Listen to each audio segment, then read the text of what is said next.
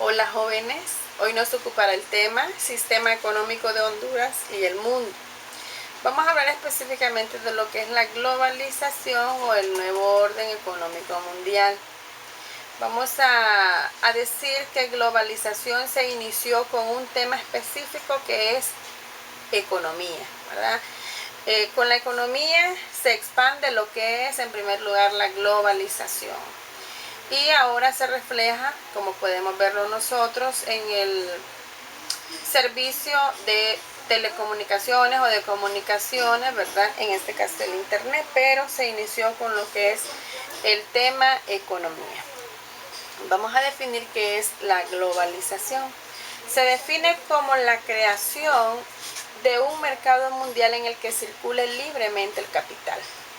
Cuando hablamos de capital, ¿verdad? Estamos refiriéndonos a lo que es el sistema capitalista. Recordemos que después de la Segunda Guerra Mundial o en la posguerra, se inició este sistema capitalista. ¿En qué consiste o qué es el sistema capitalista? Es un régimen económico basado en la propiedad individual de los capitales y propiedad privada de los medios de producción. Es decir, predomina el capital o predominio del capital como factor de producción y de riqueza. Entonces, se inicia entonces con lo que es el capital, ¿verdad? O el sistema capitalista.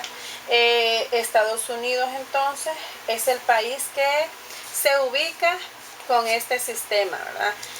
Sistema capitalista después de la Segunda Guerra Mundial. Es un fenómeno, globalización es un fenómeno que tiene que ver con la economía, las relaciones sociales, la política, la cultura de los distintos países que cada día se interrelacionan. Ya aquí, aparte de lo que es el capital, o parte hablando ya de la economía, dice que también globalización tiene que ver, dice, con relaciones sociales, política, la cultura de los distintos países que cada día se interrelacionan. Cuando hablamos de esas modas, ¿verdad? Que las personas ven en películas o en telenovelas, también estamos hablando de lo que es globalización. Seguimos. ¿Cuáles son los principales agentes de la globalización? En primer lugar tenemos lo que son las corporaciones transnacionales. Estas corporaciones transnacionales son empresas que trabajan, ¿verdad?, en varios países al mismo tiempo. Muy bien. Entonces, vamos a enumerar algunas. Tenemos ahí, no sé si pueden visualizarla bien, Coca-Cola, Pepsi, tenemos Toyota, tenemos Burger King, Pizza Hut, tenemos Wendy. Tenemos Texaco, ¿verdad? Ahí podemos observar HP, ¿verdad? Chevrolet. Todas estas son corporaciones transnacionales. Son agentes principales de la globalización. También tenemos, vamos a hablar específicamente de las corporaciones transnacionales. Hay más de 200 empresas que son corporaciones transnacionales. Y de estas, el 92% pertenece a Estados Unidos, ¿verdad? A la Unión Europea y a la Europea Occidental más que todo, y a Japón. Muy bien. También otros principales agentes de la globalización son los OFI, o los organismos de financiamiento internacional. Vamos a mencionar siempre lo que es el Banco Mundial, el BID, Banco Interamericano de Desarrollo, Fondo Monetario Internacional. Estos tres tienen su sede en Washington, ¿verdad? Tenemos también el BCE, que está integrado por países centroamericanos, ¿verdad? Trabajan con países de la región. Estamos hablando de Guatemala, de El Salvador, Honduras, Nicaragua, ¿verdad? Que son los que son parte de esto del BCE. Ellos o estos organismos internacionales trabajan o promueven proyectos de desarrollo económico de los países miembros. Cuando hablamos del Fondo Monetario Internacional, del Banco Interamericano de Desarrollo y del Fondo Monetario Internacional, estos están compuestos por muchos países miembros. Unos son prestatarios ¿verdad? Unos son prestatarios y otros, ¿verdad? Son solamente miembros, no hacen uso de préstamos, ¿verdad? Son préstamos que se les hacen a estos países para poder apoyarlos en proyectos donde puedan desarrollar o fomentan, ¿verdad?, el desarrollo de la población de estos países. Muy bien, seguimos aquí. Vamos a referirnos también a algunas políticas de ajuste estructural que nosotros estuvimos viendo la vez pasada. Algunas políticas de ajuste estructural. ¿Cuáles son algunas políticas de ajuste estructural que mencionamos? Vamos a ver si recuerdan. En primer lugar, dice, promueve la privatización de empresas. Muchas personas culpamos a los gobiernos, ¿verdad? A los presidentes, de que están privatizando las empresas, que están vendiendo todo, pero eso solamente son exigencias de estos organismos de financiamiento internacional que han hecho préstamos, ¿verdad?, a nuestros países y en busca de soluciones para que nuestros países le hagan frente a estos préstamos, pues entonces ellos han dado estas políticas de ajuste estructural, donde ellos piden de que el gobierno se desprenda de obligaciones con el pueblo, ¿verdad? En este caso vamos a mencionar la Empresa Nacional de Energía Eléctrica, que ya fue privatizada por la Energía Honduras, Empresa Energía Honduras, que ya no es nacional, ¿verdad?, sino que es un ente internacional que está a cargo ya de lo que es proveer el servicio de electricidad a la población. Entonces, esto no es culpa de los gobiernos, o quizás sí, porque son malas decisiones que se han tomado en cuanto a los países, ya que estos países han hecho solicitudes de préstamos grandes, bastante, ¿verdad?, dinero, y tienen de una forma u otra ellos que tener que cancelarla, que poder pagarla a estos SOFI.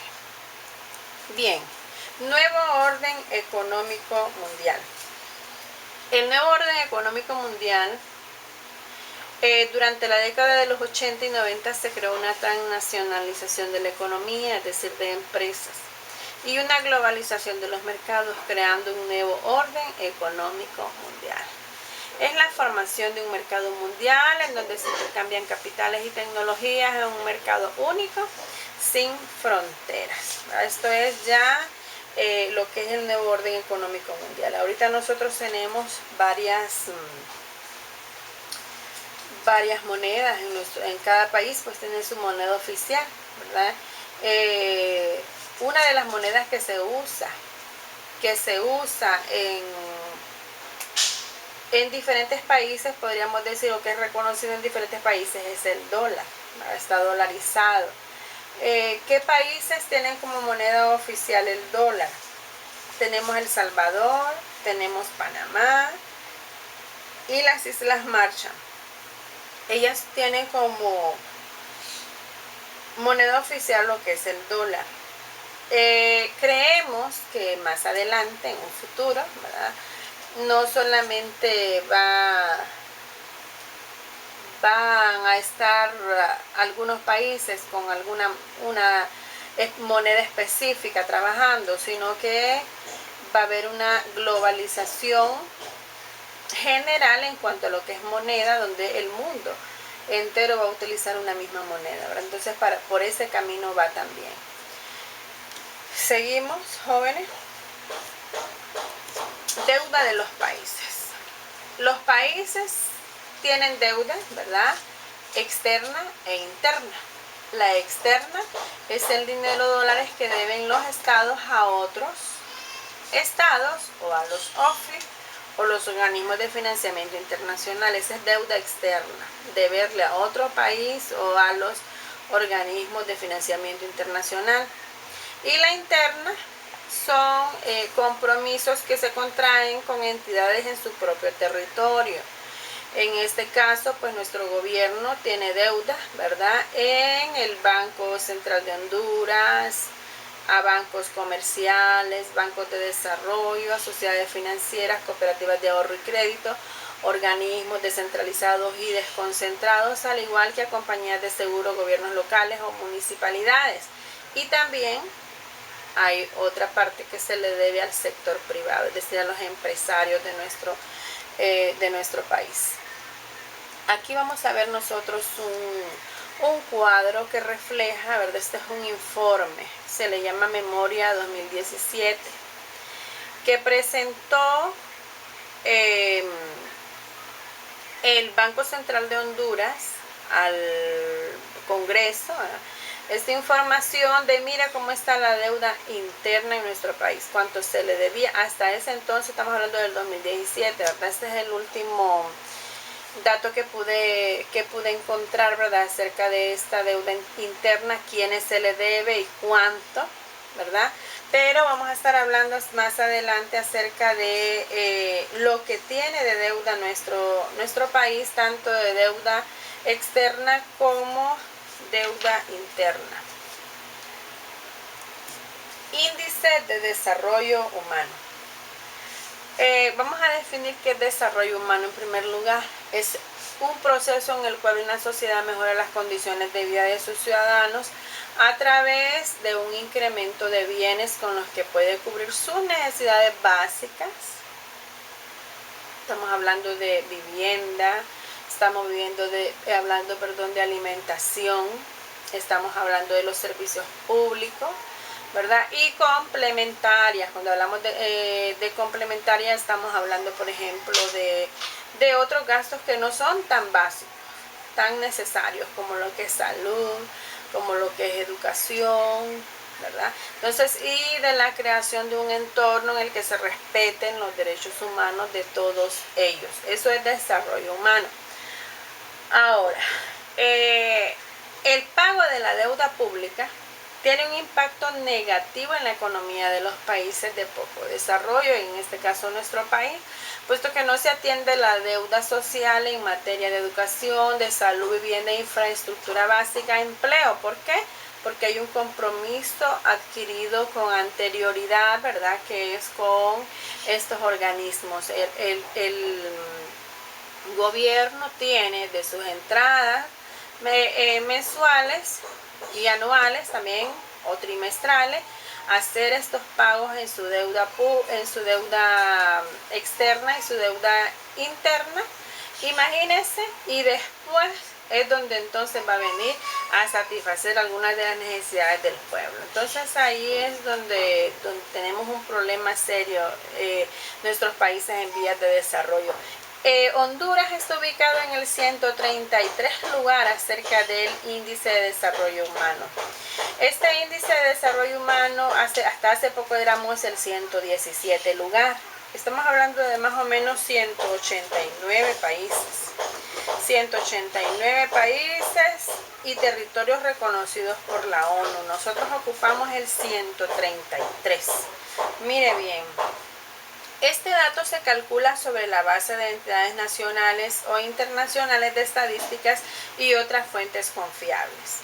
Ellos toman 3 variables para poder decir en qué lugar nosotros nos vamos a ubicar. Ellos se basan en 3 variables. ¿Cuáles son? En primer lugar, la vida larga y saludable de sus pobladores, ¿verdad? Vida larga y saludable de sus pobladores. Número 2, conocimiento, es decir, educación. Y número 3, el nivel de vida digno que tienen las personas. En este caso nosotros pues tenemos un promedio de 800,000 analfabetas, ¿verdad? Entonces tenemos ese problema ahí que no nos permite ubicarnos tampoco en un buen lugar en cuanto al índice de desarrollo humano. Hay mucho analfabetismo. Es por eso, ¿verdad?, que se han implementado algunos proyectos para trabajar con los adultos y poder enseñarles a leer y a escribir, ¿verdad? Pero sí ha habido ciertos problemas, las personas no tienen interés, ¿verdad? Entonces al final pues siempre seguimos con un alto índice de analfabetismo. Tenemos el 65 o más del 65% de la población hondureña que vive en la pobreza. Tenemos algunas 200.000 viviendas, un déficit de más de 200.000 viviendas para que nuestra población pueda tener un techo digno, ¿verdad? Es ahí también donde nuestro país también ha adquirido muchos compromisos con los OFI para poder realizar algunos proyectos de vivienda. Pero al final no se han canalizado bien y de repente estos proyectos no han llegado a las personas que lo necesitan. O hay también exigencias que las pobres no las alcanzan a cumplir para poder ser beneficiarios de estas viviendas, porque no es que se las regalan, es que se las dan a que paguen a unos 20 o 30 años, pero ellos tienen que tener un sueldo mensual, y si no tienen un sueldo mensual, entonces no optan. No son candidatos para optar a una vivienda. Entonces ese es un problema serio para nuestra ciudadanía, ¿verdad? Para nuestra población, que no alcanza poder ser beneficiario, poder ser parte de proyectos de vivienda. Casi siempre los que lo logran son personas que tal vez están ganando, ¿verdad?, más del salario mínimo, y son las únicas personas que pueden optar. Pero las personas que tienen un trabajo informal, ¿verdad?, entonces estas personas están siendo siempre excluidas, ¿verdad? Que hay que hacer muchos cambios en cuanto a eso también, porque la verdad que tiene que llegar esta ayuda a quienes realmente la necesitan, ¿verdad? Hay casos de personas que toman viviendas y quizás ya tienen una, o la toman y no la necesitan, ¿verdad? Allá pasan solas, hasta las pierden. Es caso porque yo he visto, ¿verdad?, aquí para el lado de cerca de la ciudad, he visto cómo muchas personas agarran su vivienda y las dejan solas, ¿verdad? No se van para allá. Entonces hay muchas cosas que se necesitan estudios buenos para poder realmente alcanzar a los beneficiarios, ¿verdad?, a las personas que necesitan realmente estos servicios de vivienda. Y también la deuda pública que tiene nuestro país es algo, recuerda que la deuda pública es la deuda interna y externa, ¿verdad? Son los dos tipos de deuda que tiene nuestro país. Entonces todo eso no nos permite ubicarnos en un buen índice de desarrollo humano, sino que tenemos un atraso social, ¿verdad? Seguimos. Y vamos a hablar de aspectos positivos y negativos de la globalización o nuevo orden mundial. Uno de los aspectos positivos es la mayor participación de la ciudadanía, mayor desarrollo de la tecnología, aumento de la productividad. Negativos es el aumento del desempleo, desigualdades entre países ricos y pobres, incremento de la pobreza y la inclusión social. En cuanto al incremento de la pobreza y la inclusión social, solamente yo puedo referirme al caso que tenemos ahorita. Con este problema que se nos ha dado, hay muchos que no tienen acceso a una computadora. Hay muchos que no tienen acceso a tener internet, y en este momento están siendo prácticamente excluidos. Ellos se está buscando la forma de cómo poder llegar a ellos. ¿Por qué? Porque no tienen internet, no tienen cómo pagar, no cuentan con una computadora, no cuentan con un celular inteligente. Entonces prácticamente hay que ir a sus casas, hay que llevarles un material para que ellos puedan ir trabajando. Jóvenes, si usted tiene la oportunidad de poder entrar a internet, de poder estar estudiando esas clases, pues aprovéchela, porque muchos quisieran tenerla y jóvenes no pueden. Ellos no tienen cómo, aunque ellos quieran. Y esta es parte también entonces de los aspectos negativos de la globalización, ¿verdad? Que se incrementa, dice, la pobreza y la inclusión social, ¿verdad? Porque hay más demanda a la población. Demanda de todo, ¿no?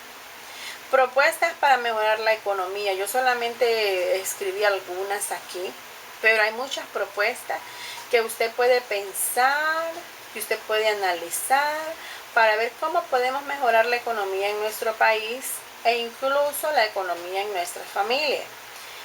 En primer lugar, yo tengo ahí consumir lo que el país produce. Recuerde que entre más produzcamos, entre más haya más producción, se consume lo que nosotros producimos, hay menos importación y entonces nuestro país puede ir avanzando, puede ir prosperando. El educarnos en las áreas que nosotros, en este caso en el área que usted ha decidido estudiar y prepararse, ser un buen trabajador, ¿verdad? Poder realizar usted su trabajo con excelencia, poder hacer las cosas bien, ser personas aplicadas en lo que hacen, ¿verdad? Poder realmente ejercer su trabajo con eficiencia. Trabajar con esmero y dedicación, con amor, con pasión, lo que nos toca hacer. ¿Por qué? Porque queremos sacar adelante un país, porque queremos sacar adelante nuestra familia, porque queremos nosotros sentirnos realizados, sentirnos, ¿verdad?, importantes o sentirnos como parte de esta gente que está sacando adelante nuestro país con trabajo, con esmero, con dedicación. No seamos, hemos hablado en clase, no seamos de esos jóvenes que se levantan a las 10, a las 11, ¿verdad? Sino que seamos jóvenes que nos guste el trabajo. Bueno, sean ustedes, ¿verdad?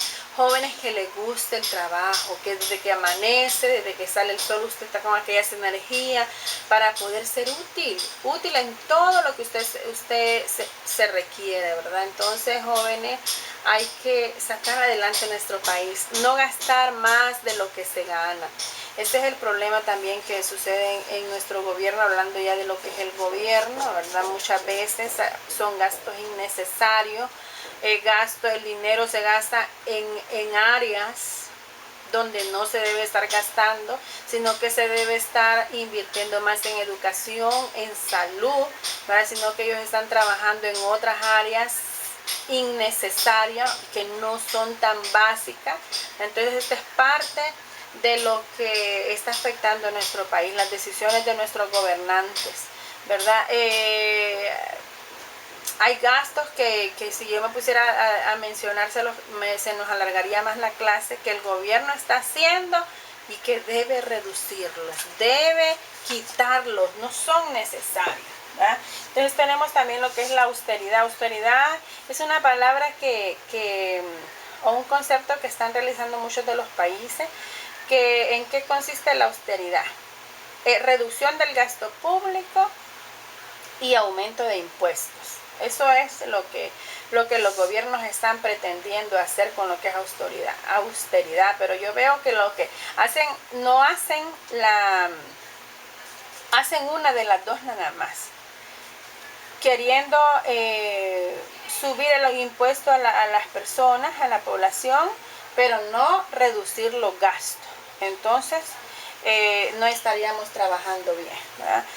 Tratar de no endeudarse, de no adquirir más compromisos. Esto también se podría hablar a nivel familiar, ¿verdad? Si no es para invertir en un negocio, entonces tratar de no endeudarse, porque al final pues se está comprometiendo lo que en un futuro puede servir para satisfacer necesidades básicas, ¿no? Entonces tratar de no endeudarse. Jóvenes, me van a hacer de tarea, por favor, un análisis sobre el tema que hemos estado tratando y elaborar ensayos que contengan propuestas para mejorar la economía del país y familiar. Yo ahí les puse 3, 4, 5, 6 propuestas, pero ustedes pueden analizar y pueden tener muchas más. Así es que esa es la tareita que les va a quedar, por favor, para el próximo martes. Que el Señor le bendiga.